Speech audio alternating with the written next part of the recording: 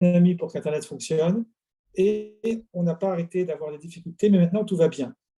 Alors, on m'a demandé ce soir, donc je vous remercie de votre accueil. Effectivement, je suis très souvent amené à intervenir auprès de vous. Et on m'a demandé de parler un petit peu de la question de la violence dans les textes. Alors, il se trouve qu'en 2018, j'ai commis ce petit ouvrage, on en reparlera peut-être après, de la violence juive, où je traite de cette question.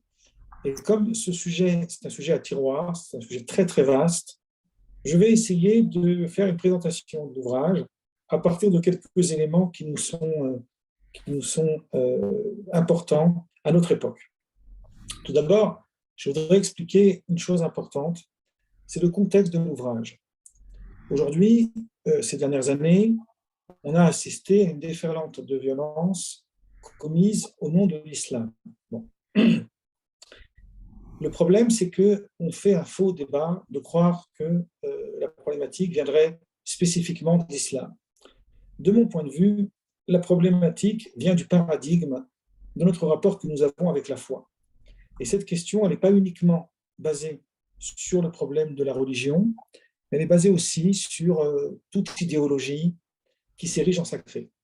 À partir du moment où elle s'érige en sacré, alors il n'y a plus rien, en fait, qui permette de distinguer la morale du bien, du mal, etc., puisqu'on défend une cause qui nous dépasse, qui nous transcende, une cause sacrée, une cause métaphysique, une cause au-dessus de nous.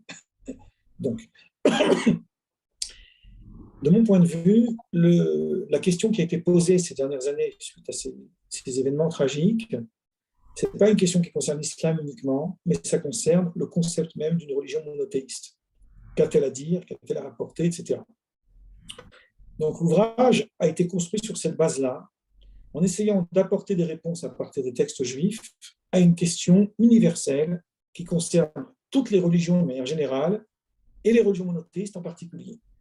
Pourquoi les religions monothéistes ? Parce que tout le monde sait, il suffit d'ouvrir les bouquins, que la Bible, Ancien Testament, mais aussi Nouveau Testament, contrairement aux idées reçues, et aussi le Coran, les textes qui parlent de ce Dieu abstrait qui se révèle aux hommes, ces textes-là contiennent beaucoup de paroles humanistes, beaucoup de paroles d'amour, etc., mais aussi des paroles de violence. Donc la question que nous devons nous poser au préalable n'est pas celle de savoir est-ce que le texte contient de la violence, ça c'est important, mais on va voir ça dans un second volet, mais c'est d'abord de savoir quel est notre rapport au texte, quel rapport entretenons-nous avec le texte. Autrement dit, est-il légitime de justifier une violence au nom d'un texte ? Ça, c'est la question la plus absurde même qu'on devrait se poser au départ. Alors, ce que nous avons démontré dans le livre, alors il y a la première partie, elle parle de ce sujet-là. Dans cette première partie, il y a 3 chapitres. Je vais les résumer brièvement pour qu'on puisse avoir une idée d'ensemble. Alors, excusez-moi encore de faire une autre introduction avant, c'est une seconde introduction, qui est l'introduction suivante. De mon point de vue, alors j'ai eu maintenant un oubli, mais ça va me revenir, c'est pas grave. Je vais reprendre donc les 3 parties, et l'idée elle va me revenir par la suite. Donc, la première partie de cet ouvrage a 3 chapitres. Dans le premier chapitre, j'aborde la question du rapport que nous entretenons avec les textes. Dans ce chapitre-là, j'analyse en profondeur la question de l'interprétation des textes. Je dis souvent que je n'ai pas peur des livres, j'ai peur des lecteurs. La question n'est pas les livres, mais les lecteurs. Comment on lit un texte et comment on l'interprète. Mais quelle que soit notre lecture et notre grille d'interprétation, la conscience est un préalable au texte, ce que nous allons aborder un petit peu plus loin. Autrement dit, je ne peux pas justifier au nom d'un texte une attitude qui, d'un point de vue moral, est indéfendable. Donc, que ce texte soit religieux, que ce texte soit sacré, peu importe, je ne peux pas m'appuyer sur un texte pour justifier une attitude. En revanche, ce que je peux faire, moi, c'est pas moi Hervé Elie, c'est moi, le moi de façon universelle, c'est essayer de comprendre quel va être mon rapport au texte lorsque le texte dit quelque chose qui contrevient à ma conscience. Dans le premier chapitre, j'ai analysé un intellectuel protestant, me semble-t-il, qui s'appelle Jean-Marie Muller, qui a écrit un ouvrage qui s'appelle « Désarmer les dieux ». C'est un très gros ouvrage. Dans cet ouvrage, il a un chapitre sur le judaïsme, où il cite un rabbin. On va passer les détails parce qu'on n'aura pas beaucoup de temps, et qui pose la question en fait de la violence de l'Ancien Testament. Ce qu'ils appellent, dans le monde chrétien, j'accepte cette appellation, l'Ancien Testament, par rapport au Nouveau.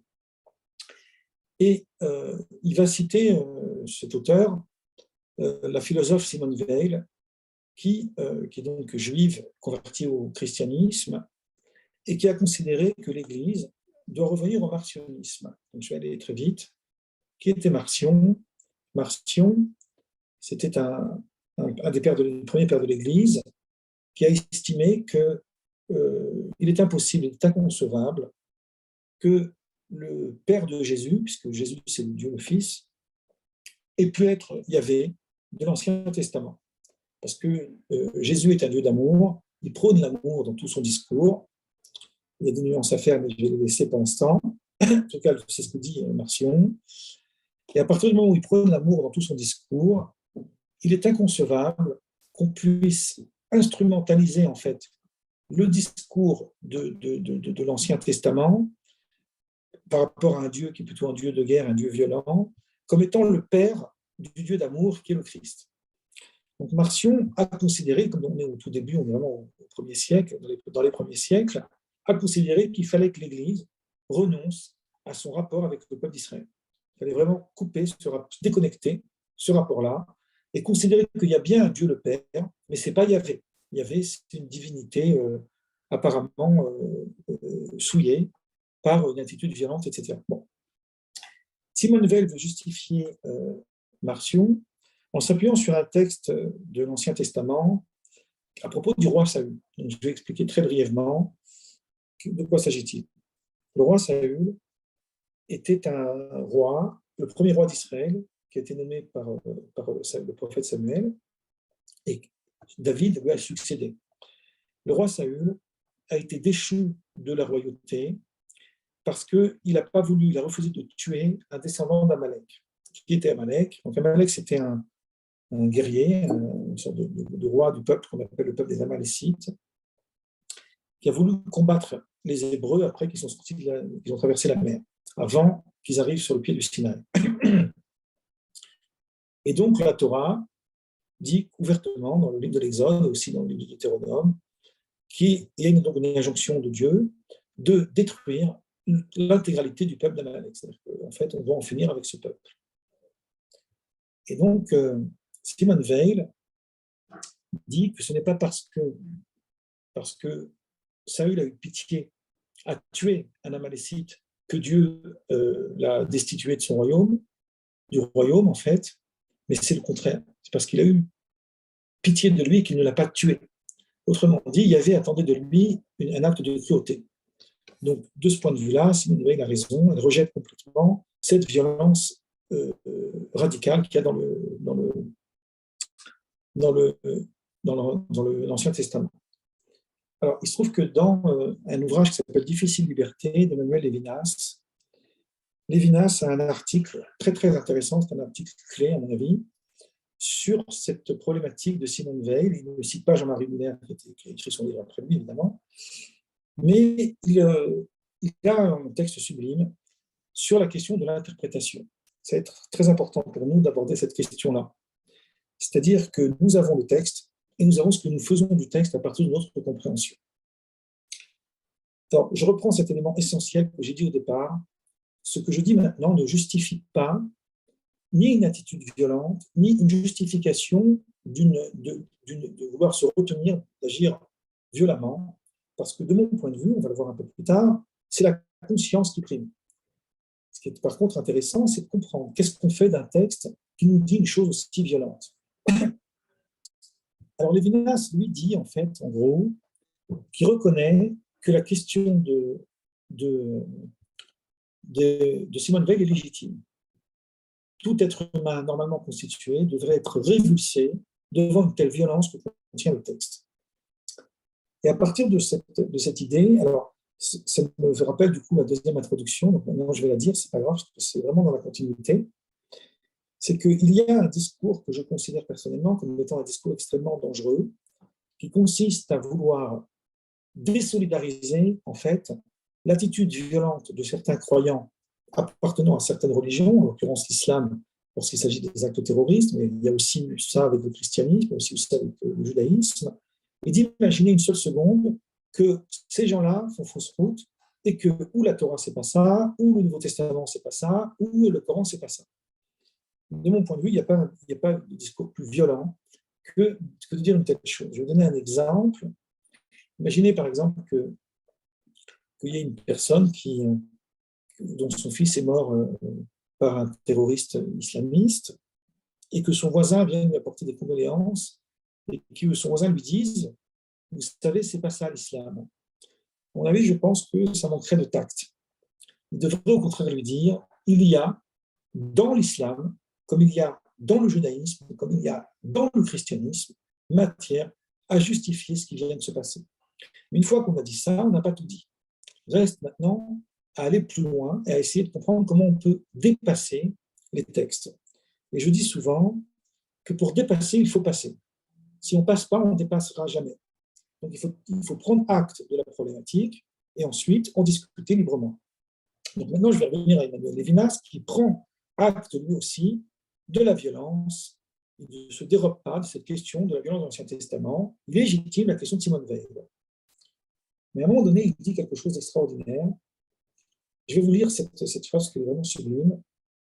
Il dit « La dure loi de l'Ancien Testament n'est peut-être pas une doctrine de douceur, qu'importe si c'est une école de douceur, ce n'est pas le sujet. Il ne s'agit pas de la justifier par son succès. Mais il est probablement dans la nature de l'esprit qu'un Dieu sévère et un homme libre prépare un ordre humain meilleur qu'une bonté infinie pour un homme mauvais. Seul un Dieu qui maintient le principe de la loi peut pratiquement en adoucir la rigueur et dépasser dans une loi orale, cette phrase est très importante, l'inéluctable dureté de l'écriture. Ce qu'il veut dire ici, c'est qu'il ne s'agit pas d'être mielleux et de prôner un Dieu d'amour sans tenir compte de la réalité humaine, de ses travers et de ses besoins. Ce que dit ici Lévinas se résume en un aphorisme talmudique que je vais vous dire en hébreu et traduire.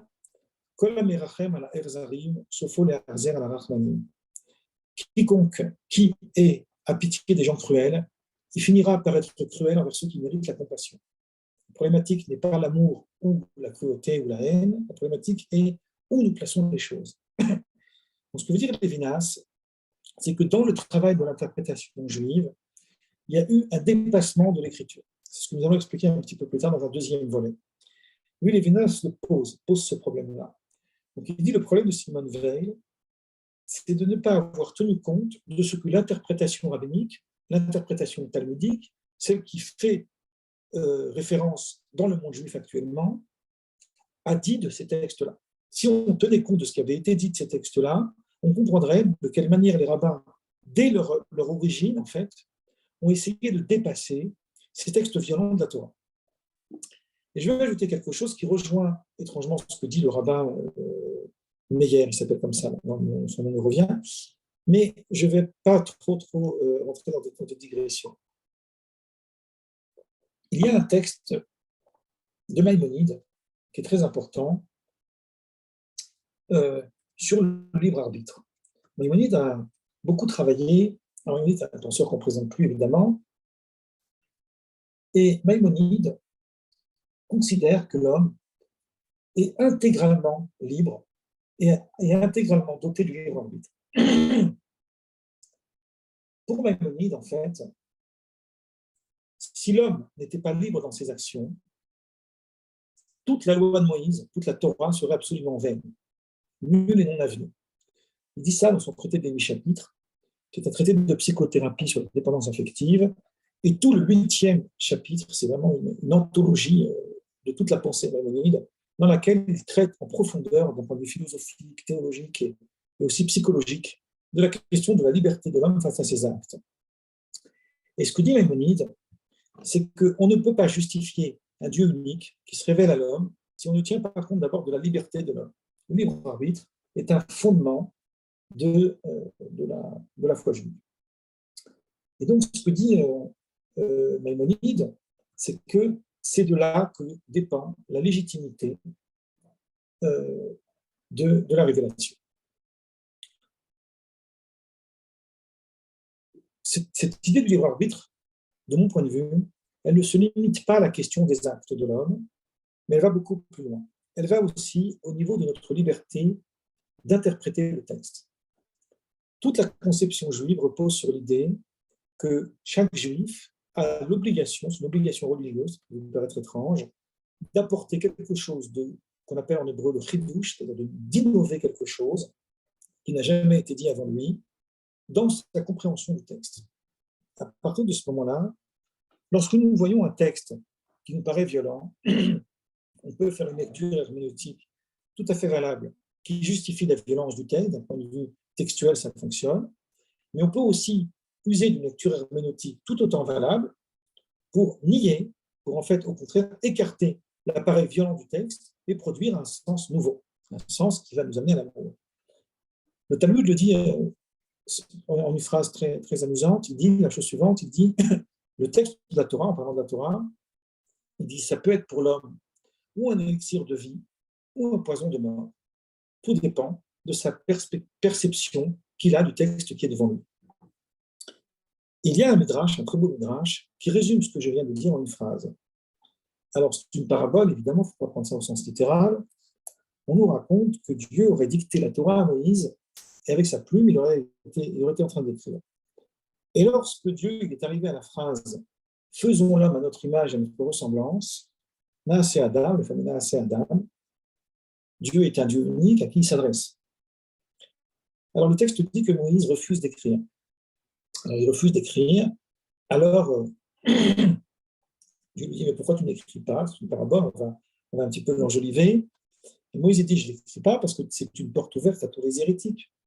On va se demander à qui Dieu s'adresse et on va croire à une pluralité de divinités. Alors on sait que toute la foi juive repose sur le monothéisme. Et Dieu lui répond, écris. Le livre est posé, que celui qui souhaite se tromper vienne se tromper. Ça, c'est toute la conception juive de la liberté d'interprétation d'un texte. À partir de là, nous n'avons pas personnellement un problème sur Marcion, qui a du mal à imaginer que le Dieu de l'Ancien Testament pourrait être le Père de Jésus, parce que Jésus est un Dieu d'amour, par opposition au Dieu de l'Ancien Testament. Nous avons en revanche un autre problème. Il y a, je veux dire avec une façon un peu humoristique, en citant un aphorisme de Voltaire, peut-être qu'on lui attribue, je ne vais pas lu directement dans ses textes, c'est un aphorisme très connu, dans lequel il dit « Si Dieu a créé l'homme à son image, l'homme le lui a bien rendu. » Ici, ce n'est pas Marcion qui imagine que l'homme est créé à l'image de Dieu, mais c'est lui qui essaye de façonner un Dieu qui a son image. C'est-à-dire, autrement dit, il ne supporte pas les textes violents, donc il prête à ce Dieu-là une lacune, qui est une lacune anthropomorphique, une lacune purement humaine, dans laquelle il voudrait s'affranchir, ce qui est tout à fait légitime et respectable, mais du coup, il ne comprend pas comment le christianisme est né de ce texte-là. Il se trouve que parmi les pères de l'Église, il y avait Tertullien, un père de l'Église très connu, qui a excommunié Marcion, il a brûlé ses livres, et on n'a plus rien de ces textes. La seule chose que nous avons, c'est le résumé que Tertullien propose dans ses livres. Donc c'est regrettable, on ne peut pas agir comme ça face à une pensée qui devrait plutôt être libre. Mais en revanche, c'est intéressant de comprendre pourquoi ce christianisme-là, né sous l'égide d'un Dieu d'amour, ne veut absolument pas rompre avec l'Ancien Testament. Pour eux, le Dieu d'Israël est bien le Père de Jésus. Donc, c'est-à-dire que si Jésus est un Dieu d'amour, c'est parce qu'il est aussi, lui aussi, le fils d'un Dieu d'amour. Et que la violence de l'Ancien Testament est une violence qui nous appartient à nous d'interpréter. Voilà un peu la manière dont le christianisme a évolué à partir du marcionisme. Donc, à partir de là, je démontre toutes ces idées, bien sûr, d'un point de vue des textes juifs, en démontrant à partir des textes juifs cette réalité, et en montrant au contraire, comme le dit Lévinas, que c'est à partir du regard de l'interprétation orale qu'on va pouvoir les dépasser, ces textes-là. Mais si on les récuse et on les ferme dans une boîte, ça n'apportera rien. C'est le premier élément. Il y a énormément d'idées, je vais vite. Dans le deuxième chapitre de cette partie-là, j'aborde la question complexe du sacrifice d'Isaac. Vous savez tous que Dieu a demandé à Abraham de sacrifier son fils. Abraham est allé sur la montagne. Et finalement, au dernier recours, il y a un ange qui a arrêté la main d'Abraham pour ne pas qu'il tue son fils. En gros, voilà l'histoire. Alors, la question, excusez-moi, je prends un peu d'eau, je peux aller dans l'eau sèche. La question qu'on peut se poser à ce niveau-là, c'est quelle est l'utilité de cette idée? Pourquoi Dieu demande-t-il à Abraham d'aller offrir son fils pour que finalement, il refuse de l'offrir? Alors, on pourrait rentrer dans une lecture pathétique, une lecture quelque gardienne, qui va nous, en long et en large, mettre en avant la grandeur d'Abraham, de se soumettre à Dieu.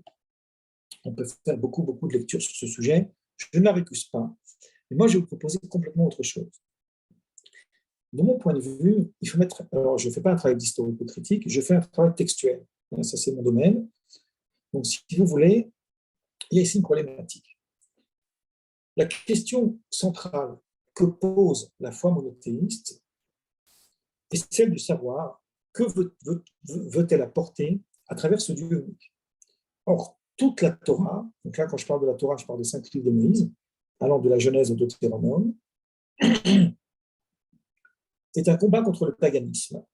Alors, je ne rentre pas ici dans la question est-ce qu'on doit légitimer le paganisme ou pas. Vous comprenez, on essaie de comprendre un texte, on rentre dans son contexte alléluia.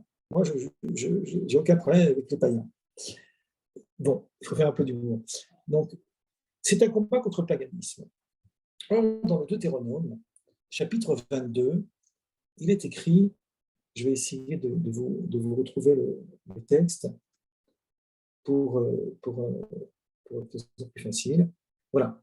Je vais vous lire Deutéronome, chapitre 12, versets 30 et 31. Garde-toi de te laisser prendre au piège des autres nations en les imitant, ou de t'enquérir de leur divinité et de dire comment ces nations servent-elles leur Dieu? Moi aussi, je veux faire de même. N'agis point de la sorte envers l'Éternel ton Dieu, car tout ce qui est abomination à Dieu, qui lui est répugnant, ils l'ont fait pour leur Dieu. Qu'est-ce qu'ils ont fait d'abominable? Le texte le dit lui-même, pas besoin d'interpréter. Même leurs fils et leurs filles, ils les brûlaient pour leur Dieu. Voilà un verset, Deutéronome 12, 30, 31, qui pose une fin de non-recevoir au sacrifice humain. Donc, ça pose question sur l'étude d'Abraham. Rappelez-vous, je vous ai parlé tout à l'heure de la question d'interprétation. Donc, je vais maintenant interpréter à partir de ce que dit le Talmud. Le Talmud dit, en citant Jérémie, chapitre 19, verset 5, je vous lis le verset, ils ont bâti des hauts lieux à Baal, Baal c'est le dieu païen, pour brûler leurs enfants au feu en holocauste à Baal. Donc à Jérémie 19, qui est le chapitre le plus violent de l'Ancien Testament, parle de cette question. Et qu'est-ce que dit le texte? Donc, en faisant parler Dieu, évidemment, ce que je n'avais ni ordonné ni prescrit, et ce qui ne m'était point venu à la pensée. C'est l'idée violente, en fait, que je disais tout à l'heure, que les païens justifient en fait les sacrifices humains à l'époque, évidemment, aujourd'hui, c'est comme ça, alors que Dieu n'a jamais ordonné ni prescrit une telle chose. Or, ce n'est pas vrai, puisqu'il a demandé à Abraham de sacrifier son fils. Question que le Talmud pose dans le traité Ta'anit. Réponse du Talmud, ce verset lui-même fait référence, en fait, à Isaac, le fils d'Abraham, et il vient nous dire, c'est ça le sens du verset, que Dieu n'a jamais désiré que soit tué Isaac dans son honneur. Autrement dit, tout ce stratagème que Dieu a mis en place était un stratagème qui, dès le départ, ne devait pas aboutir. Alors, il y a toute une analyse sur l'attitude d'Abraham. D'un point de vue de plusieurs références, que je ne vais pas aborder maintenant parce que ça serait trop long, on peut démontrer, y compris d'un point de vue texte biblique lui-même, qu'en réalité, Abraham savait le dénouement et que la question du dénouement est un à côté du problème. Parce qu'en réalité, ici, c'est là que ça devient très intéressant, ce n'est pas Isaac que Dieu veut sacrifier à Dieu, à lui-même, si vous voulez. En réalité, ici, c'est Dieu qui soumet à l'épreuve du sacrifice humain. Je vais expliquer ce que ça veut dire très brièvement. Je vais reprendre, pardonnez-moi, parce que c'est un petit peu ma référence d'affection, je vais reprendre Maïmonide. Maïmonide nous parle dans le traité des 8 chapitres que j'ai cité tout à l'heure, le 8 chapitres, il nous parle de la question du repentir. Et il nous dit à ce sujet que le repentir est un processus cyclique. Nous avons forgé par nos actes une seconde nature qui fait qu'on est dans des dépendances et on agit souvent à l'encontre de notre propre désir. On voudrait bien s'affranchir d'actions négatives, mais on n'y arrive pas. Donc, tout l'objet du traité, c'est d'expliquer ça. Bon, je n'ai pas envie de faire ma publicité, mais sur ma chaîne YouTube, je viens de finir un cycle de 35 conférences, il me semble, sur tout le traité des 8 chapitres. Donc, pour ceux qui voudront, vous pouvez aller voir. Et voilà, donc vous aurez ces quelques idées. Et une des idées très importantes, une idée clé sur le repentir, c'est que Maïmonide dit qui est le vrai repenti. Ici, le repenti, ce n'est pas simplement dans un contexte religieux, mais c'est aussi dans un contexte psychologique. C'est-à-dire quelqu'un qui a réussi à se libérer d'une attitude négative. Il dit qui est le vrai repenti? Le vrai repenti, dit Maïmonide, c'est celui qui revit une deuxième fois le même événement et qui cette fois arrive à surmonter l'épreuve. Tant qu'il n'a pas revécu une deuxième fois le même événement, il ne sait pas s'il a réussi à évoluer de son comportement d'origine. Pour savoir s'il est devenu meilleur, il faut qu'un jour l'épreuve nous revienne à nouveau. C'est l'histoire de Job, etc. On ne rentre pas dans trop de détails. Je vais aller vite. Or, il se trouve que Dieu, le Dieu Yahvé, ne demande pas, il n'y a aucun verset de la Torah dans lequel Dieu demande de sacrifier un enfant. À part avec Abraham, on a vu qu'avec Abraham, le dénouement final n'a pas donné lieu. En dehors de ça, il n'y a aucun endroit où Dieu ordonne un sacrifice humain. Mais on pourrait très bien faire une offrande à Dieu. Ce n'est pas parce que Dieu ne l'ordonne pas que moi, je ne peux pas faire plaisir à Dieu et amener mon fils sacrifier sur l'autel en offrande, puisqu'on pouvait à l'époque sacrifier des animaux. Même si ça aussi, c'est un problème, je passe vite. Excusez-moi, vu le temps, je voudrais vraiment vous rester condensé sans trop m'éparpiller. Et en fait, la réponse à cette question est très simple. En fait, effectivement, nous ne savons pas si Dieu accepte. Le problème, c'est que Dieu, ici, excusez-moi d'être anthropomorphique, mais c'est parfois intéressant d'humaniser Dieu, vous allez comprendre tout de suite pourquoi. Dieu, ici, se confronte aux divinités païennes exactement de la même manière que le prophète Élie sur le mont Carmel, pour ceux qui connaissent le texte, s'est confronté aux prêtres de Baal à propos des sacrifices animaliers à ce moment-là. Mais c'est exactement selon la même configuration. Dieu se confronte à l'exigence païenne du sacrifice humain, donc il demande à son serviteur d'aller sacrifier son fils. Et il va jusqu'au bout, donc il vit l'épreuve, exactement tel que Maïmonide le dit. Et à la fin, il rejette le sacrifice. Fin de non-recevoir. Maintenant, on sait que Dieu ne veut pas de sacrifice humain. Donc, si vous voulez, on a un texte violent qui est le sacrifice d'Isaac, et à travers l'interprétation, on dépasse cette violence pour au contraire montrer que l'intégralité de ce texte, c'est pour rejeter cette violence. Dans le 3e chapitre de cette première partie, la 2e partie, rassurez-vous, je vais juste la résumer très rapidement. Dans le 3e chapitre, c'est un chapitre qui s'intitule « Le judaïsme est-il moral ?» Point d'interrogation. J'ai paraphrasé un ouvrage de Consponville, « Le capitalisme est-il moral ?» Et moi, j'ai posé la question « Le judaïsme est-il moral ?» Dans ce chapitre, je montre que, contrairement aux idées reçues, que de mon point de vue, la morale, c'est l'antinomie de la religion. C'est deux concepts intégralement antinomiques. D'abord, je vais vous citer encore une fois Maïmonide, qui dit une chose au début du Guide des égarés, extraordinaire, que si je ne le disais pas au nom de Maïmonide, on me prendrait pour un hérétique à la synagogue. Voilà ce qu'il dit. Dit Maïmonide, il dit « Seul le vrai et le faux reposent sur la raison. La raison permet de savoir ce qui est vrai de ce qui n'est pas vrai. Si je dis par exemple une chose qui est fausse, on me dira c'est faux. On ne dira pas c'est mal. Si je dis quelque chose qui est vrai, on dira c'est vrai. On ne dira pas c'est bien. Le bien et le mal, en revanche, je continue donc le texte de Maïmonide, ne sont que des opinions. C'est-à-dire que ça dépend de la manière dont l'homme conçoit le bien et le mal. Et comme on sait que les époques sont conjoncturelles et que le bien et le mal, qui s'apparentent à la morale, évoluent, alors il y a des époques où ce qu'on a considéré mal à une certaine époque, aujourd'hui on le considère bien, et vice-versa. Donc du coup, qu'est-ce que c'est que la morale? Et de mon point de vue, je m'oppose un petit peu à Kant, mais je vais un petit peu en parler, puisque Kant, c'est le philosophe de la morale. de mon point de vue, on ne peut définir la morale qu'en tant que concept, en tant qu'idée, c'est-à-dire on la dépouille de tout contenu, parce que tout contenu est conjoncturel. Donc, qu'est-ce que la morale, en fait? La morale, c'est l'adéquation totale entre l'homme et sa conscience. Je peux me tromper au niveau de mes actes, commettre un acte mauvais qui est mal, en pensant commettre un acte bien, mais ça devient immoral dès lors que l'action que je commets, je la commets pour d'autres raisons que celle qui est de servir la morale. C'est-à-dire dès lors que mes actes ne sont plus en adéquation avec ma conscience, alors on va dire que je suis immoral. Tout acte moral, c'est une adéquation totale. Autrement dit, la morale exige de l'homme d'avoir une conscience préalable à ses actes. Or, la révélation du Sinaï, ou la révélation coranique, enfin toutes les religions, elles exigent de l'homme une soumission à leur Dieu, d'agir à partir de cette soumission-là. À partir de là, vous allez comprendre une chose qui est très, très amusante, c'est que le tu ne tueras point du décalogue, en dépit de ce que tout le monde pense, n'est pas le tu ne tueras point de la morale. Le tu ne tueras point de la morale, c'est une justification liée à la conscience.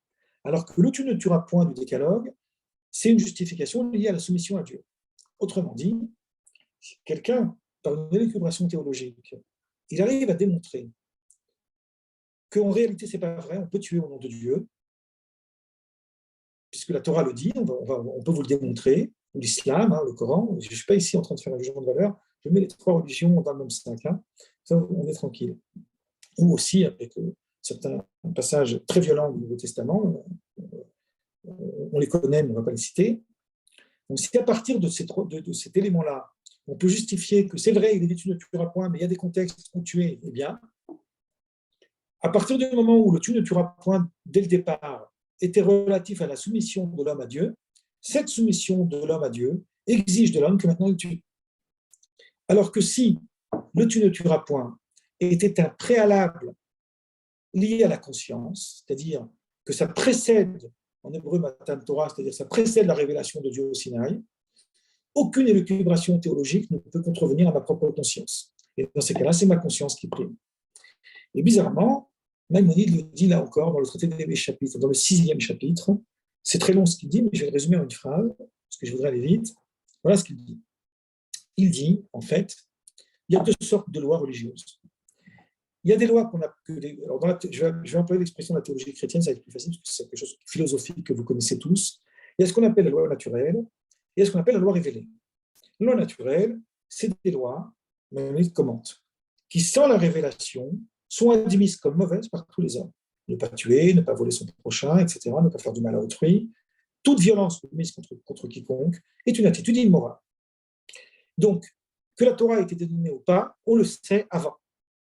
Mais il y a des lois cérémonielles, des lois religieuses, qui, sans la Torah, sans la révélation, elles n'auraient pas lieu d'être.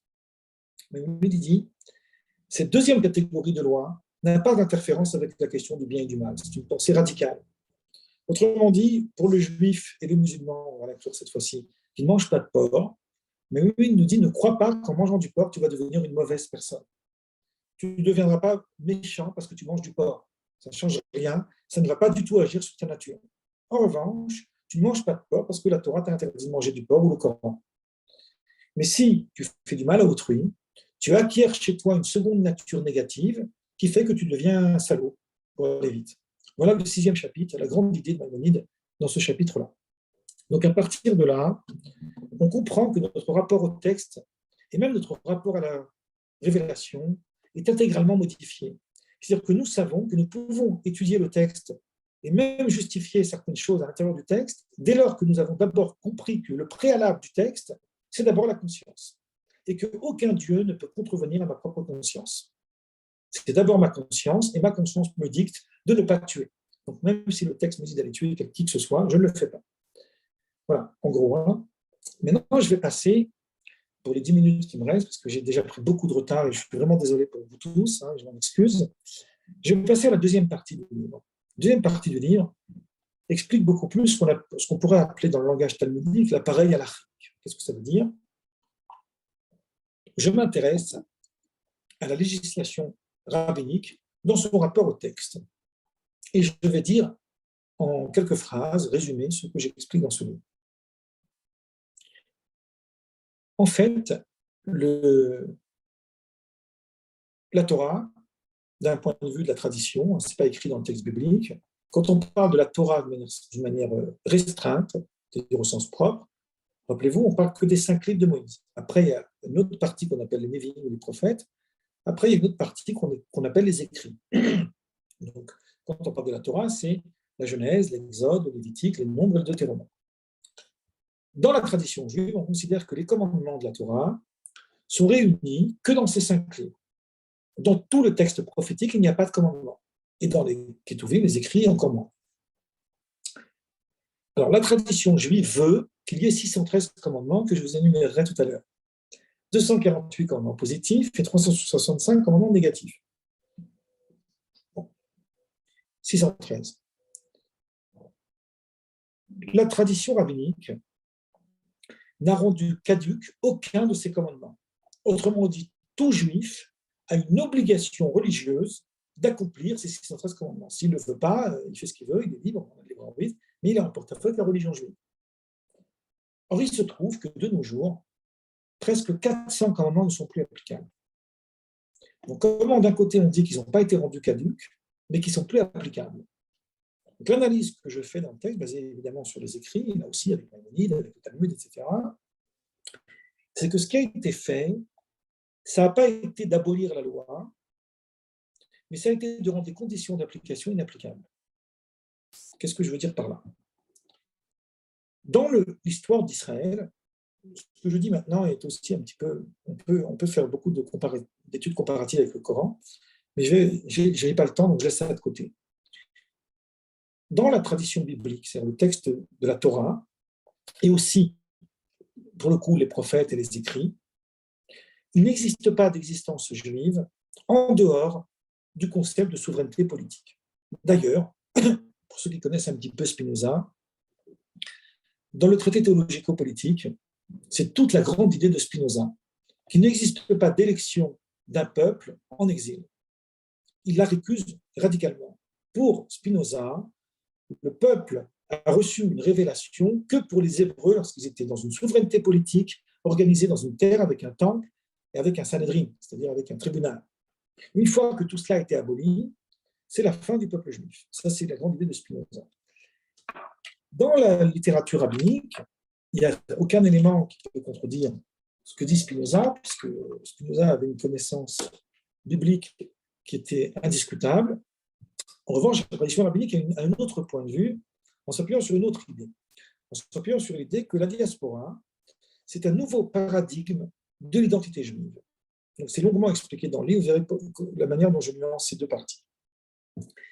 Ce qui fait que la souveraineté politique, ce n'est pas simplement un événement de l'histoire. La fin de la souveraineté juive, qui a commencé avec la destruction du premier temple à l'époque de Nabuchodonosor, et qui s'est conclue après la destruction du second temple en 70 avec Titus et Romain. Alors, la première époque, c'était l'exil de Babylone.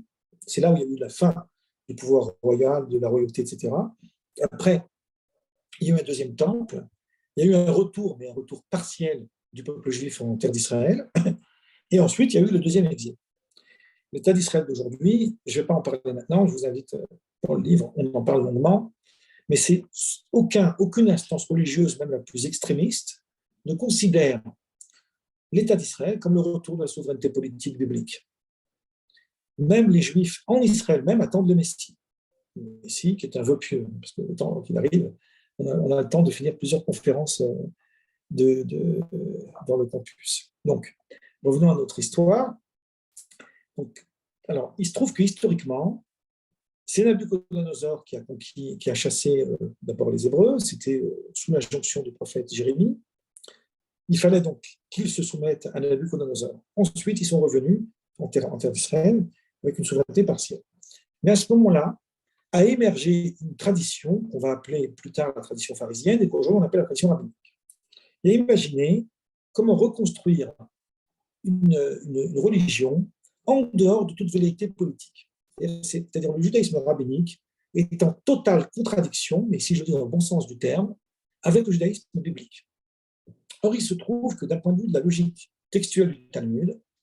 En réalité, cette fin de souveraineté politique n'est pas seulement un événement de l'histoire, c'est un événement qui a été anticipé et qui a été voulu par les sages. Alors, je vais vous lire ce que dit le Talmud à ce sujet, à propos de la peine de mort. C'est une chose qui est très intéressante. On n'a pas attendu Banater pour abolir la peine de mort. La peine de mort en Israël a été abolie 40 ans avant la destruction du Temple, c'est-à-dire au début de notre ère. Voilà ce que dit le Talmud.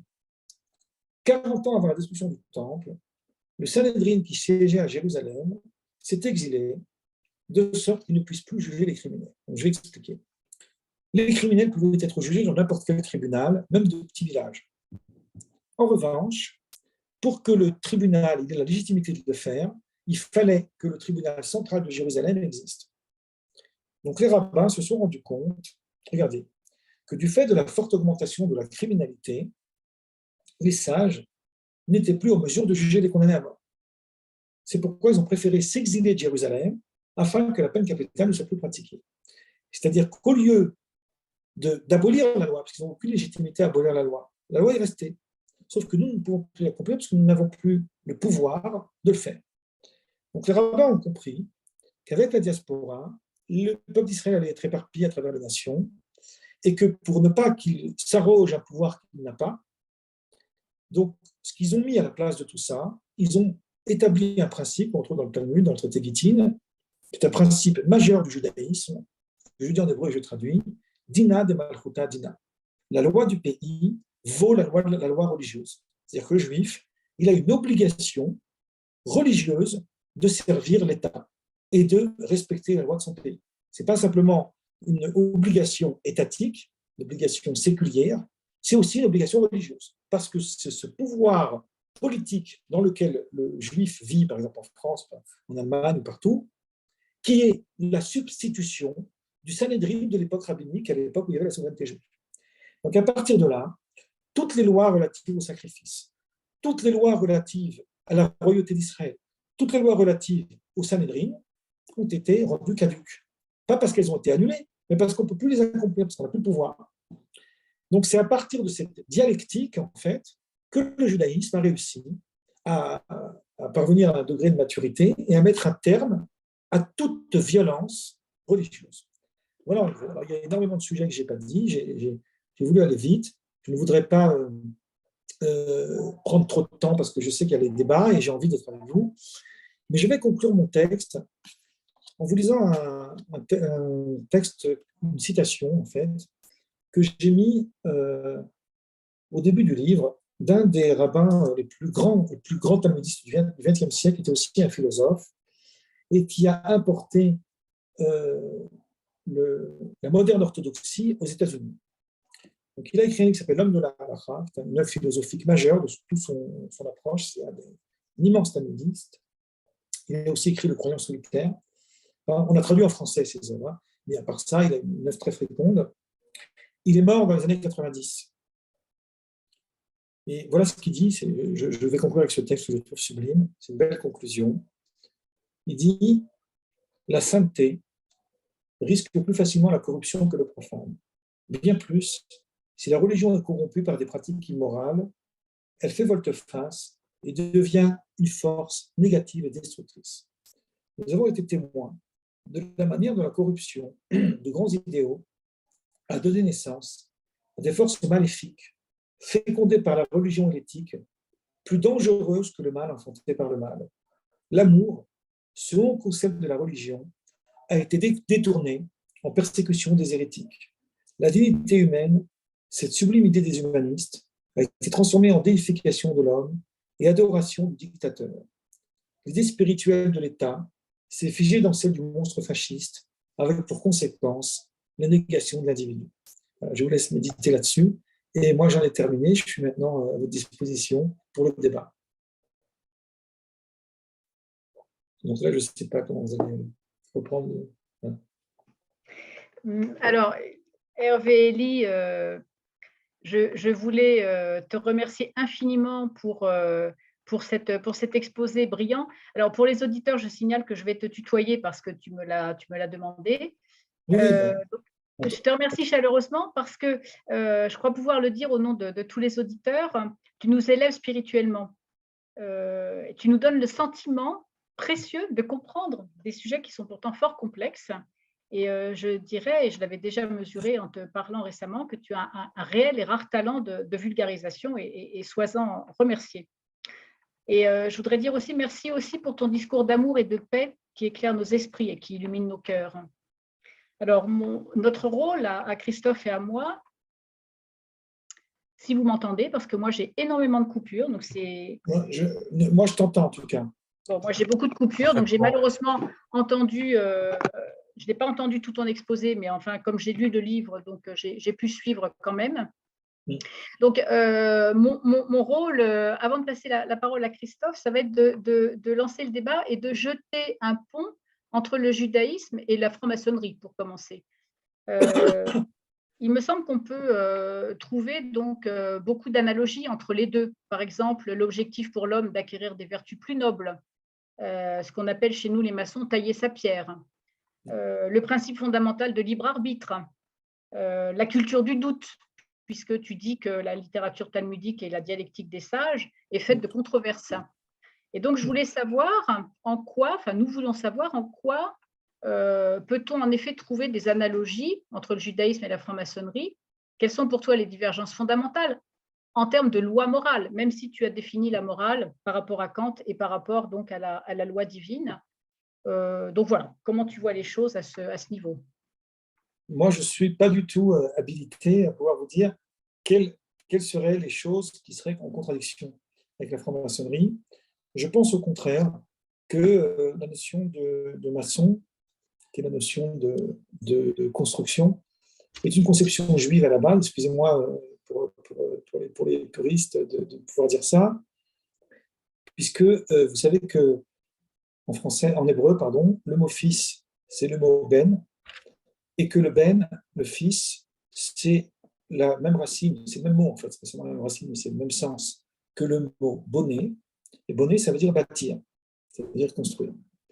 Et pour vous donner un petit clin d'œil, quand vous avez, on vous dit dans les évangiles que, que le père de Jésus était charpentier, Joseph, enfin disons, le père de Jésus, en réalité, cette expression de charpentier, qui rejoint en fait, le travail de bâtiment, avec la maçonnerie, etc., est en réalité, d'un point de vue talmudique, une manière de nommer le sage. Et cette notion de tailler la pierre, justement, c'est la même racine, c'est le mot even, et even, c'est ben, et even, c'est la pierre. Donc, vous avez dans la dernière page du Talmud, la dernière phrase là-bas, c'est écrit que les sages augmentent la paix dans le monde. Pourquoi? Parce qu'ils construisent la paix. Et comment c'est écrit construisent la paix? Shalom Banaïr. Donc, Shalom Banaïr, la paix de tes enfants, littéralement, c'est la paix de tes constructions. Donc, il y a en fait ces deux notions qui sont mises ensemble dans les textes juifs. Donc, moi, je ne vois pas personnellement qu'est-ce qu'il pourrait y avoir en opposition. Je vais citer une dernière chose de Midrash qui cite un verset du Cantique des Cantiques qui dit « Je suis noire et je suis belle, fille de Jérusalem ».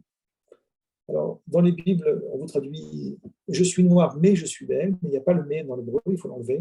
« Je suis noire et belle ». C'est la bien-aimée du Cantique des Cantiques.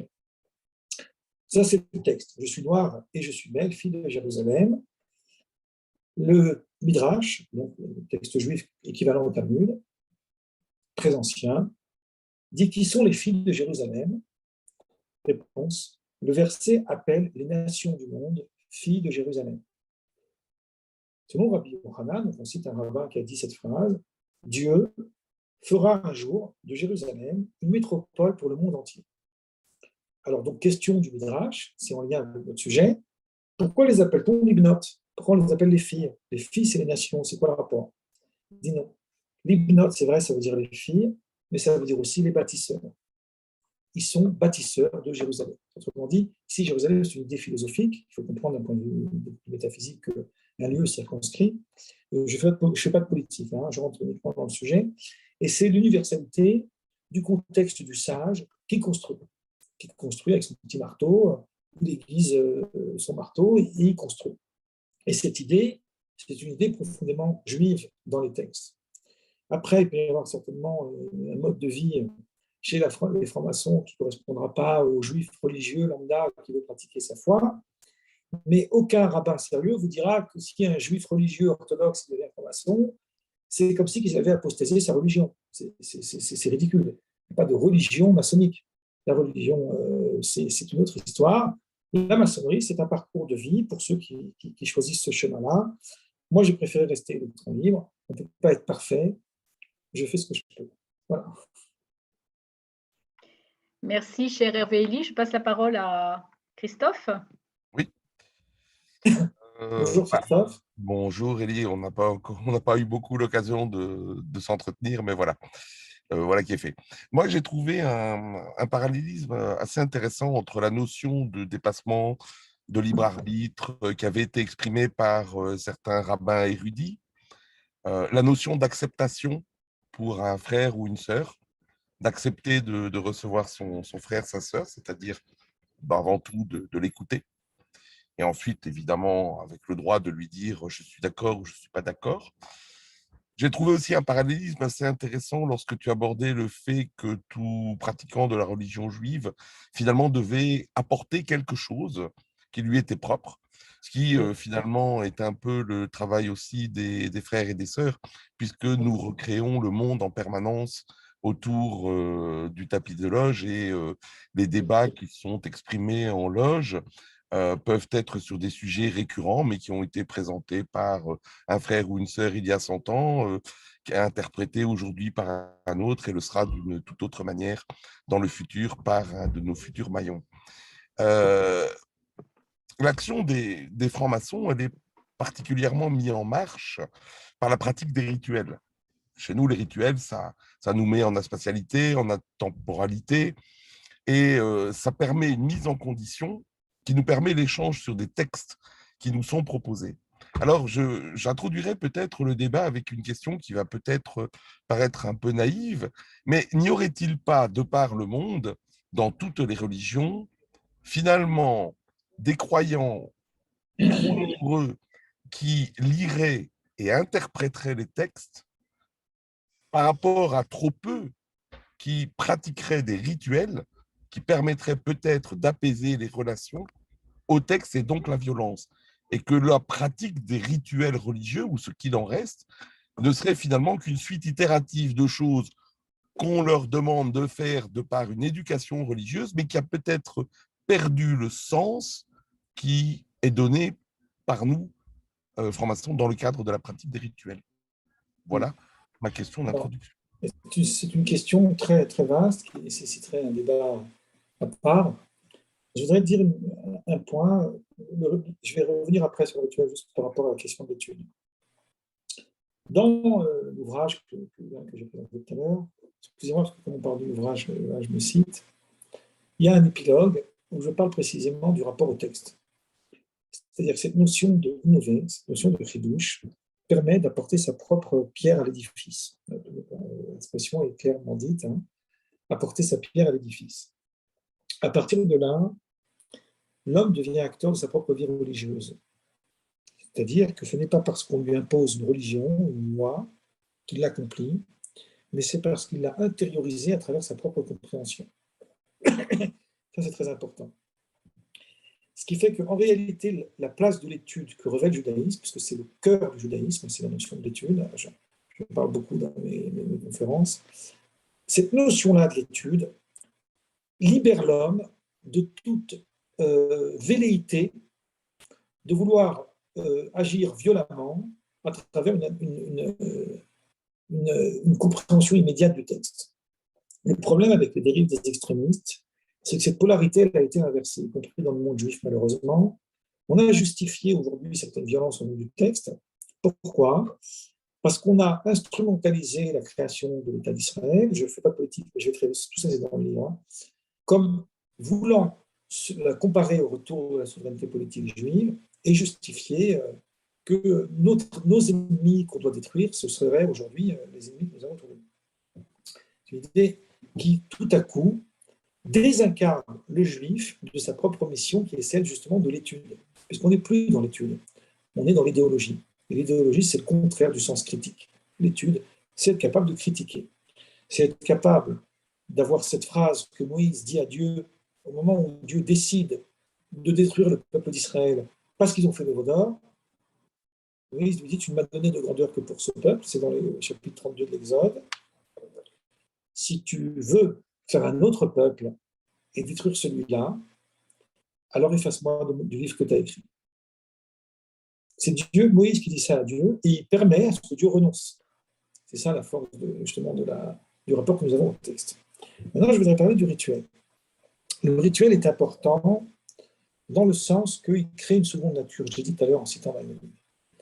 Mais Maïmonide, il y a des gens qui envoient des messages, mais moi je ne peux pas le lire en même temps, alors peut-être que je vais essayer de faire un effort. Alors, Maïmonide, en fait,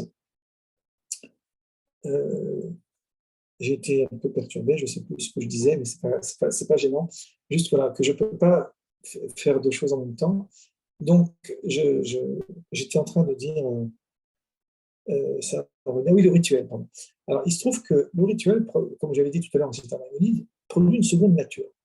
C'est-à-dire que l'homme, il s'évertue à travers le rituel d'avoir un modèle de vie.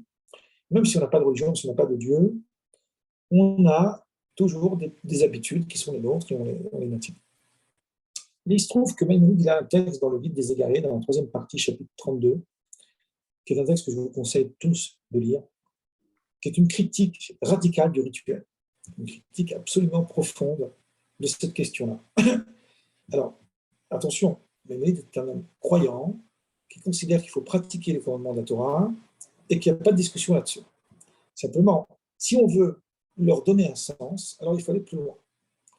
Alors, il se trouve que, personnellement, dans mon ouvrage « L'autre image de l'étranger dans le judaïsme », j'ai longuement traité de cette question que je vais vous aborder maintenant. Maïmonide dit, rappelez-vous, on a parlé du sacrifice, je vous avais dit que je le dirais un peu plus tard, et finalement je ne l'ai pas dit, donc je vais le dire maintenant. On a parlé du sacrifice humain, et on a parlé du sacrifice animal. À l'époque du Temple, il y avait le sacrifice animal. Aujourd'hui, il n'y est plus. Maïmonide pose la question, quelle est l'utilité du sacrifice animal?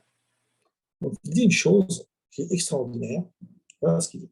Il dit que le peuple hébreu est en réalité un peuple païen. C'est vrai historiquement, c'est vrai aussi d'un point de vue du Talmud, d'un point de vue du texte juif. Personne n'a jamais nié que ce peuple-là est païen, y compris après la révélation du Sinaï. Toute l'histoire de la royauté d'Israël dans la Bible, c'est parce qu'ils ont adoré les dieux païens. Donc, le veau d'or est un exemple parmi d'autres. Donc, pour entrer dans la logique monothéiste, c'est-à-dire dans la logique d'un dieu abstrait, il faut une éducation. Alors, vous ne pouvez pas éduquer un enfant, par exemple, en lui demandant de changer radicalement d'attitude.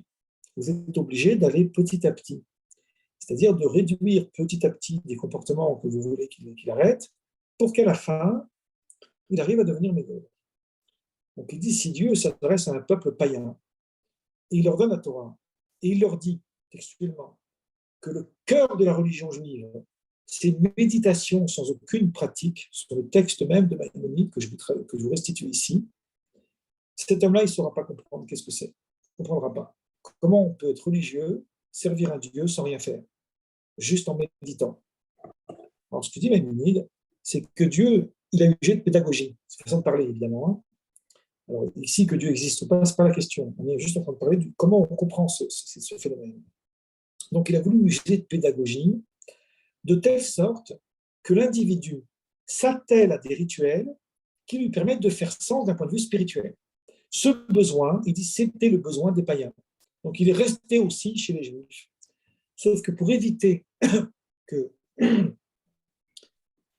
que tout le monde s'érige en légitimant en fait des actes sacrificiels, c'est en construisant des hôtels, en égorgeant des gens partout sur les places du monde.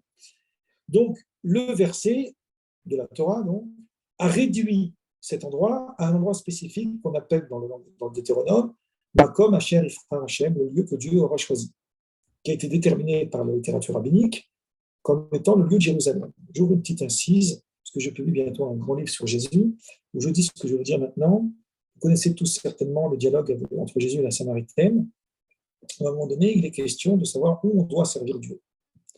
Pour les Samaritains, c'est à Garizim qu'on doit servir Dieu. C'est le nom d'un mont qu'on appelle le mont Garizim. Excuse-moi, Hervé Elie. Oui. Est-ce que tu peux raccourcir les réponses parce qu'il y a énormément de questions et il faudrait qu'on te pose des questions. Alors, je suis pas obligé. Je peux me permettre de t'interrompre. Pardon, je m'excuse. Je vais raccourcir, mais là, je vous laisse au milieu d'un plan, donc je vais aller très vite. En gros, en fait, c'est que cette Samaritaine dit à Jésus qu'elle veut rendre culte à Garizim, alors que les Juifs rendent culte à Jérusalem. Et Jésus réfute en fait la Samaritaine, et à un moment donné, il lui dit le salut vient des Juifs. Vous trouvez dans Jean 4, chapitre 4. Le contexte juif de cette phrase ne dit pas que c'est les Juifs qui vont apporter le salut, toute l'humanité est porteuse du salut, heureusement, mais elle dit que c'est parce qu'il faut passer par Jérusalem pour atteindre le salut qui in fine, sera la fin des sacrifices animaliers. C'est dans le Jean 4, hein, vous verrez, Jésus le dit clairement. Sauf que d'abord, il faut passer par Jérusalem et pas par Garizim. Or, Jérusalem n'est pas écrit dans le texte. Le culte à Garizim, oui, il est écrit dans le Deutéronome, mais pas Jérusalem. C'est une tradition qu'il a admise.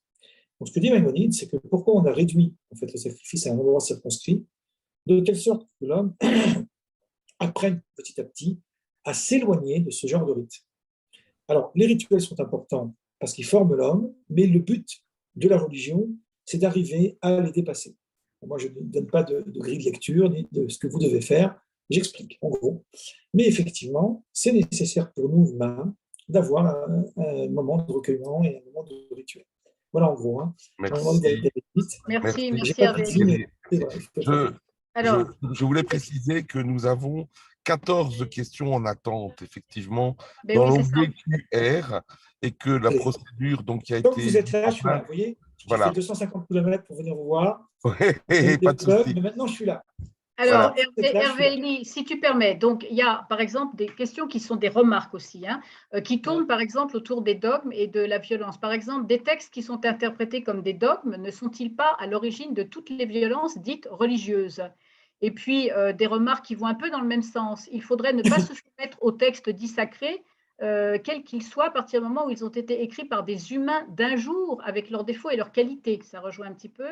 Il y a des questions sur la différence entre les lois divines, les textes de prescriptifs ou les textes descriptifs. Donc, qu'est-ce que tu en penses? On parle évidemment aussi du temple de Salomon, mais c'est une autre question. Alors, le problème des dogmes est un problème difficile parce que il y a une question paradoxale sur le judaïsme. Existe-t-il des dogmes ou pas? Maïmonide a essayé d'en fabriquer. J'ai longuement travaillé sur le sujet pour démontrer qu'en réalité, il n'y a pas vraiment de dogme dans le judaïsme. L'idée centrale, c'est connaître Dieu. Ce concept de connaissance de Dieu chez Maïmonide, même s'il est plus ancien, il y a des nuances à faire, mais pour aller très très vite, parce qu'on n'a pas beaucoup de temps, il est très proche du concept de connaissance de Dieu qu'on trouve chez Spinoza. Alors, je ne dirais pas que le Dieu de Maïmonide est le même que celui de Spinoza. En revanche, je vais le dire à l'envers. On sait que Spinoza est un très grand critique de Maïmonide. Et qu'est-ce qu'il lui veut, en fait? Moi, je vais le résumer en une phrase. Je sais qu'Alain Noël est un spécialiste, donc là, je marche sur des œufs. C'est qu'en réalité, il dit, si déjà tu en arrives là, pourquoi tu t'arrêtes en chemin? Pourquoi tu ne peux pas aller plus loin? Autrement dit, pourquoi, oui, le guide des égarés, évidemment, pourquoi tu ne vas pas plus loin? Pourquoi tu maintiens la révélation alors que l'idée même, et c'est même Maïmonide qui dit dans le guide des égarés, de parole de Dieu est un concept anthropomorphique et que Dieu ne parle pas. Maïmonide le dit clairement dans le guide des égarés, il va jusqu'à écrire non seulement qu'il ne parle pas, mais puisque l'existence est un accident, Dieu n'existe pas. Donc, comment on peut dire que Dieu est? Donc, il dit, on est obligé de dire, parce qu'on n'a pas un langage humain qui permet de définir, que Dieu existe, mais pas à partir du concept d'existence, que Dieu est unique, mais pas à partir du concept d'unité, que Dieu parle, mais pas à partir du concept de la parole.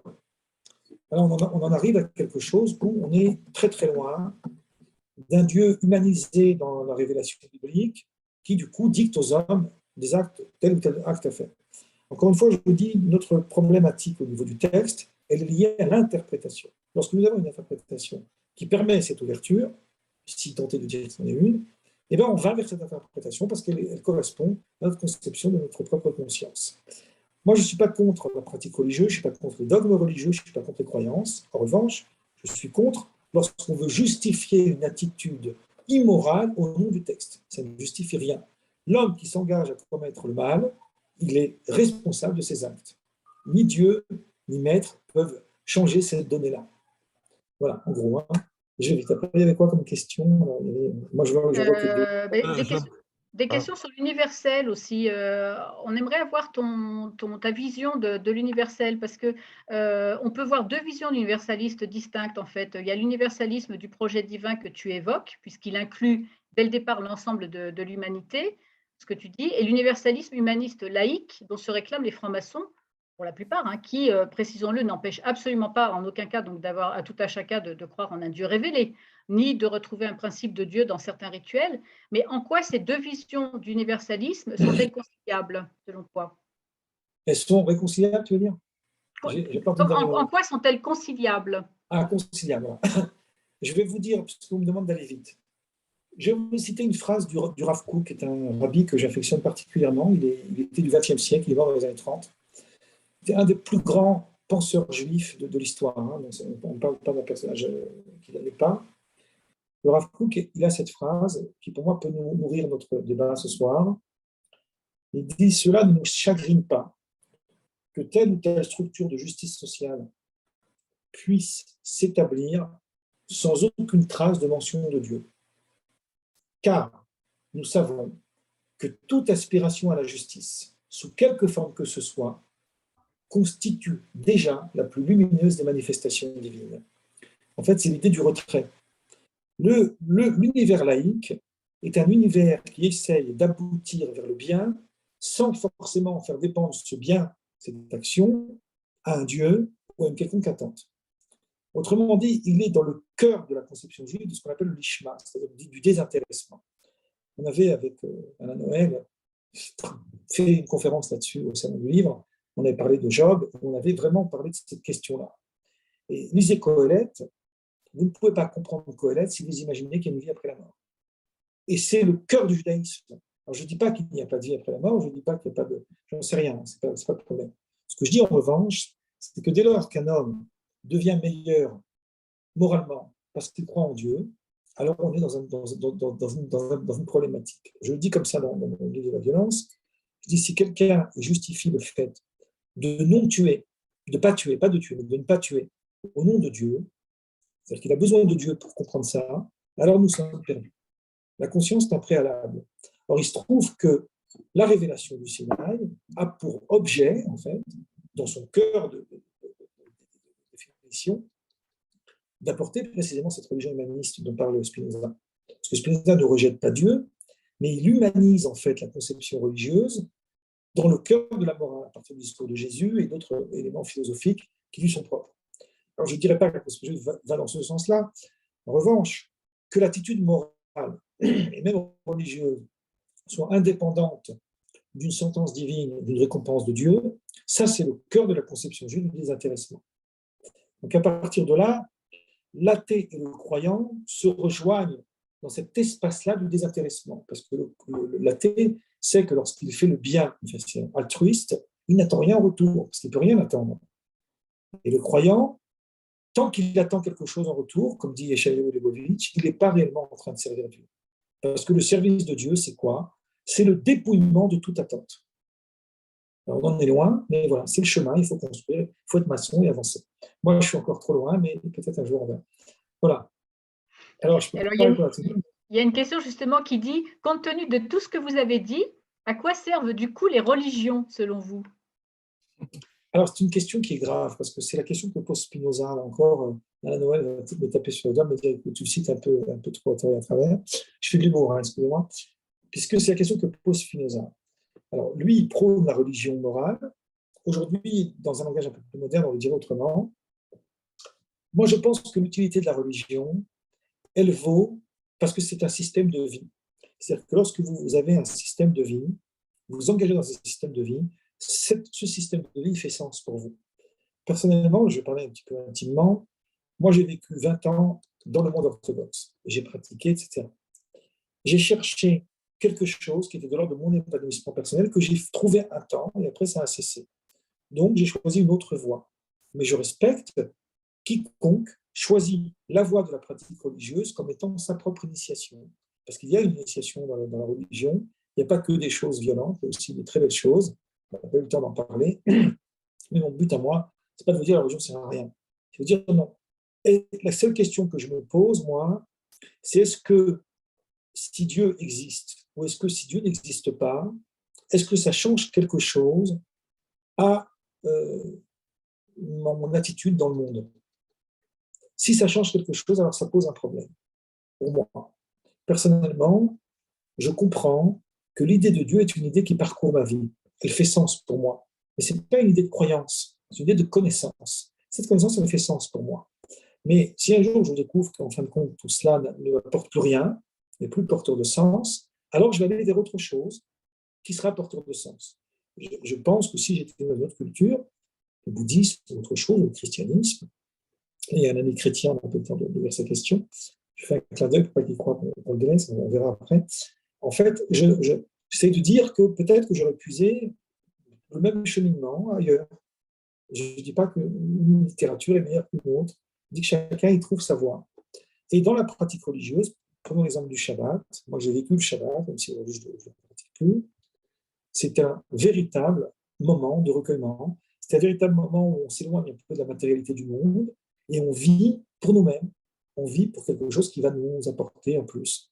Donc il y a dans les rituels religieux des choses qui sont magnifiques. J'imagine que c'est peut-être aussi ce que vit le musulman quand il pratique son ramadan, ou autre pratique, je ne suis pas musulman donc je ne peux pas en parler, mais je pense aussi quand le chrétien fait sa pratique, il y a des choses qui font sens pour lui et qui lui permettent de s'épanouir et de trouver sa propre joie. Parce qu'au fond, ce qui compte, c'est trouver la joie. Voilà, en gros. Hein. Elie, par rapport à cette question, il y a une question qui a été posée sur qui est en relation, est assez intéressante et qui pose la question suivante. Quelle que soit la diversité des confessions, il apparaît que leur sacré donne pouvoir de vie et de mort pour régler les comptes de leur Dieu à sa place, faisant fusionner la violence sociale et la violence divine. Et cette violence théologico-politique n'est-elle pas une brisure, finalement, de la liberté? Un peu en relation avec la même question, mais ça la c'est comprend. exactement ce que j'ai dit. Tout est une question d'interprétation. Lorsqu'on a un niveau, je ne vais pas parler de niveau, enlever ce mot, ce n'est pas un mot que j'aime bien. Disons que lorsque on est dans une situation où on a besoin, si vous voulez, d'un garde-fou, c'est un petit peu, excusez-moi de citer ça, le concept de la servitude volontaire, et qu'on n'est pas capable en fait de s'affranchir de nos croyances, alors on peut arriver malheureusement à des comportements aberrants. Mais lorsque on est capable de s'affranchir, on sait que quoi qu'il arrive, on a notre propre conscience qui nous permet d'agir, là au contraire, la voie religieuse est une voie d'initiation très importante. Et je ne dénigre pas les autres religions, ici je mets tout dans le plateau, on va dire, et elle est porteuse de sens à ce niveau-là. À partir du moment où, alors maintenant je parle spécifiquement du judaïsme, où on a mis un terme à tout pouvoir velléité politique, il n'y a plus rien qui peut justifier la violence. À partir de là, on est sur des bonnes bases, en fait, pour se préparer à une compréhension du texte beaucoup plus d'ordre spirituel, beaucoup plus humaine, etc. C'est ce que dit Lévinas, que j'ai cité tout à l'heure, que par le génie de l'interprétation, donc un homme sévère et un homme libre, c'est-à-dire un homme libre qui est capable de dire non à Dieu, justement, il prépare un ordre humain meilleur qu'un Dieu d'amour pour un homme mauvais. Parce que l'homme mauvais, il va instrumentaliser cet amour-là à des fins égoïstes, à des fins destructrices. Et cet amour-là, il est plus négatif que la haine elle-même. C'est ce que dit le style soviétique que j'ai eu à la fin. Je vais un peu vite, hein, parce que je sais que vous avez envie d'aller vite, mais c'est des questions très importantes qui nécessiteraient des débats beaucoup plus longs. Je suis un peu désolé pour tout le retard que j'ai pris, on aurait beaucoup plus de temps. Mais là, je suis là, vous me dites ce que vous voulez, et on peut, voilà. On peut peut-être, Florence et Christophe, prendre encore une ou deux questions parce que l'heure tourne et je sais que les personnes qui sont là, pour certaines, ont des obligations derrière. Alain Noël fera une petite intervention et nous pourrons clore le débat d'ici une dizaine de minutes si ça convient à tout le monde. Florence Moi, et Christophe, une question chacun. Alors, il y a des questions, par exemple, sur l'identité.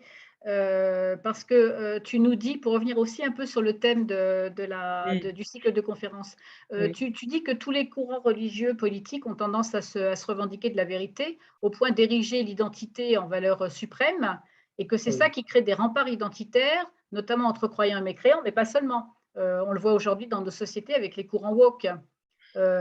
Et tu dis que cette flambée identitaire, c'est elle qui génère la violence. Alors, on a envie de poser la question. Je ne suis pas sûr d'avoir utilisé, par contre, mais continue. Ah non, bon, ça, c'est enfin, voilà, j'essaye de résumer un peu tout ça. Après, et tu dis, alors, on a envie de poser la question, en fait, c'est comment faire pour affronter, à ton sens, ou combattre les communautarismes qui sont galopants et délétères et qui grignotent finalement progressivement nos fondements sociétaux universalistes. Ou encore, si tu veux, qu'est-ce que tu penses de l'évolution de la société, par exemple la position des femmes et des homosexuels ou autres, par rapport justement aux prescriptions rabbiniques? Comment gérer tout ça? Alors, très bonne question, qui nécessite un débat à part. Voilà. Alors, je vais aller très vite, juste pour le coup d'humour. Moi, personnellement, je me définis comme mécréant modéré. Voilà, je ne suis pas extrémiste, donc je suis mécréant modéré. Maintenant, pour rester dans la logique plus sérieuse que tu viens de dire, Florence, je voudrais dire un point important. Alors, le problème du commentaire. Je vais dire une chose qui me semble assez problématique aujourd'hui, parce que je pense profondément, et je le dis depuis mes premiers ouvrages que j'ai écrits en français, je réfléchis beaucoup à ça, que c'est notre époque sécularisée qui a renoncé à ses propres valeurs. Je vais vous donner un exemple pour définir les choses de façon très prosaïque. Quand vous prenez une jeune fille à l'école qui vient voilée, elle est dans une revendication de contradiction par rapport au système. Or, à toutes les époques, il y a eu des revendications en contradiction par rapport au système. Pourquoi? Parce qu'on pensait que nos revendications étaient meilleures. Ici, je ne pose pas de jugement de valeur, je pose seulement les idées. Or, qu'est-ce qui fait que le monde, que l'Occident est capable d'offrir à une jeune fille de 14 ans qui va à l'école, n'est pas suffisamment séduisant pour qu'elle aille dans un monde d'aliénation? C'est une vraie question. Et cette question, c'est d'abord nous, les démocrates, les gens libres, etc., qui devons nous la poser. Parce que cette responsabilité nous incombe avant tout. Ça veut dire quelque part qu'on a renoncé nous-mêmes aux propres valeurs. Moi, je dis simplement, les Lumières, c'est terminé, c'est devenu caduc. Le retour du religieux est raison sur les Lumières, le retour de l'obscurantisme. Mais au nom de quoi? Au nom de la liberté. C'est le concept même de la liberté qui a été dévoyé. Mais pourquoi il a été dévoyé? Parce qu'on n'a pas su l'enseigner. On n'a pas su dire les choses. Donc, de mon point de vue, d'abord, il y a un problème à ce niveau-là. On n'y croit plus, tout simplement. On vit dans une société économique, on vit dans une société où tout va trop vite, où nos politiques ne comprennent plus l'humain, il n'y a plus de dialogue, le dialogue est rompu. Et cette jeunesse désœuvrée n'a plus d'espace, ni pour être entendue, ni pour dialoguer. On va prendre un exemple très simple. J'ai défendu tout ça, parce que moi j'ai fait beaucoup de conférences sur ce sujet, à l'époque où il y a eu cette problématique des signes religieux, etc., où j'avais dit à l'époque, que la loi sur le voile à l'école, par exemple, prenons cet exemple. Dans mon livre L'autre, je parle de ça, de ce sujet. Elle a été interprétée, elle a été comprise par les gens qui ont eu des revendications religieuses, je ne vais pas citer, on va très vite, vous comprenez très bien de qui je parle, comme étant une offense à l'islam, une offense à la religion musulmane. Ce fossé d'incompréhension est radical. À partir de là, à aucun moment, il y a un homme politique qui s'arrête et qui dialogue. Moi, je vais vous dire, j'ai été invité à un colloque où il y avait des personnalités politiques je ne suis pas un personnage aussi célèbre, mais il se trouve qu'une amie m'a invité. Bon, donc, je suis venu. Et je me suis opposé, là vous avez peut-être éteint l'ordinateur pour vous allez savoir ça, et je me suis opposé à la loi sur la burqa à l'époque. Pourquoi je me suis opposé à la loi sur la burqa? Parce que j'ai dit, d'un point de vue législatif, d'un point de vue juridique, vous ne pouvez pas stigmatiser une communauté. Donc, vous ne pouvez pas dire en France, il est interdit de porter la burqa. Donc, vous êtes obligé de modifier la loi. C'est ce qui s'est passé. Donc, pourquoi on a fait une loi contre la burqa? Parce que c'est une sécurité qu'on voit le visage des gens. De la même façon que quand on va dans une banque, il faut enlever son casque. Quid du féminisme? Quid de l'aliénation de la femme? C'est complètement passé à la trappe. Donc, toute cette loi sur la burqa est antinomique avec le combat qu'on voulait mener. On est dans un très grave problème aujourd'hui. On est dans une société en perte de valeur parce que plus haut, dans les plus hautes sphères de l'État, on n'y croit plus. Et j'en suis convaincu de ça. Vous voyez, je suis très pessimiste à ce niveau-là parce que je pense qu'on n'y croit plus. Je pense que si on était capable de démontrer que le monde dans lequel nous vivons est meilleur que le monde que les extrémistes leur proposent, ces jeunes filles de 14 ans, elles n'ont pas un âge où elles pensent qu'elles iront brûler en enfer à la fin de leur vie. Vous savez, il y a un très bel aphorisme du Zohar. Le Zohar dit « L'homme pense qu'il vivra éternellement ». Quand on est enfant, quand on a 16-17 ans, et c'est aussi dans l'Ecclésiaste, on croit que le monde nous appartient. On veut d'abord conquérir ce monde. On s'en fout de ce qui va se passer après. Ce n'est pas notre problématique. Une fille de 14 ans, elle n'a pas un âge où elle doit penser au paradis et à l'enfer. Or, il y a des extrémistes qui inculquent ces idées-là aux jeunes, et en face, il n'y a aucune réponse. Rien. Voilà, en gros. Moi, je poserais juste une dernière question avant de, si Christophe. Oui, il y a une question très intéressante et très longue. Est-ce qu'une alliance théologique mondiale peut constituer un facteur de paix dans le monde? Vous avez pardon. Si tu peux répéter, Florence. Est-ce qu'une alliance théologique mondiale pourrait constituer un facteur de paix dans le monde? Alors, je ne sais pas, parce que moi, je ne considère pas que la paix naîtra d'une opinion semblable. C'est le problème de Babel, c'est le problème du totalitarisme. Je pense l'inverse. Je pense que la paix naît par le fait qu'on pose le problème sur la table. Donc, quand on est en conflit avec quelqu'un, il faut percer l'abcès, il faut aller jusqu'au bout. Tant qu'on n'est pas allé jusqu'au bout, on n'est pas parvenu à la paix. Donc la vraie paix, c'est ça. C'est l'idée qu'effectivement, on accepte chacun avec ses divergences, avec ses différences. C'est ça, justement, une des valeurs initiées par les Lumières. C'est cette liberté démocratique.